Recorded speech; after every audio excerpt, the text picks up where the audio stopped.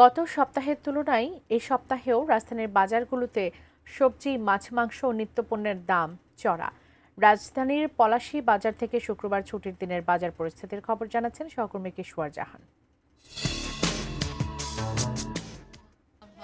আর আজকের বাজার পরিস্থিতির কথা যদি বলতে হয়, আসলে সকাল থেকে আমি যখন বাজারগুলো ঘুরছিলাম, জানার চেষ্টা করছিলাম আসলে কোন সবজি কিংবা মাছ মাংসের কীরকম দাম। গত সপ্তাহের তুলনায় বিগত সময়ে বেশ কটি বাজার ঘুরেছি। আসলে বাজার ভেদে কিন্তু দামের বেশ তারতম্য হয়। পলাশীর বাজারে আমরা কিন্তু সবজি ৬০ টাকার মধ্যে পেয়েছি। তারপরে আসলে সর্বনিম্ন ৬০ বলতে হবে, এরপরে তো আসলে ঊর্ধ্বমুখী আছেই। একই কারণ ওনারা বিক্রেতা যারা আছেন সেটা বলছিলেন যে বৃষ্টি এবং বন্যা, এই দুটি কারণে কিন্তু সবজির দাম গত সপ্তাহের মতোই বাড়তি। আর ডিমের কথা যদি বলতে হয়, ডিমের দাম কিন্তু অপরিবর্তিত, আমরা ডিমের দাম বাড়তে দেখিনি। ১২০, ১৪৫ আসলে সাদা ডিম এবং লাল ডিম, যেটি যাচ্ছে ডজন প্রতি। আর বাড়তির কথা যদি বলতে হয় তাহলে বলতে হবে পেঁয়াজ।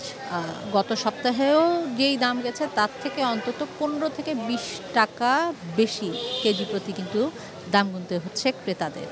আর এই মুহূর্তে আসলে ইলিশ মাছের চাহিদাটাও বেশ, কিন্তু চাহিদা থাকলে তো হবে না, চাহিদার সাথে আসলে দামের যে সামঞ্জস্য সেটা আসলে আমরা দেখতে পাচ্ছি যে অনেকটা নাগালের বাইরে। কারণ ১ কেজি প্লাস ইলিশ যেগুলো আছে সেগুলো কিন্তু প্রায় ২৪০০-২৫০০ টাকা দাম হাঁকাচ্ছেন। তো সব মিলিয়ে আসলে বাজার নিয়ে খুব স্বস্তিতে নেই ক্রেতা যারা আছেন তারা।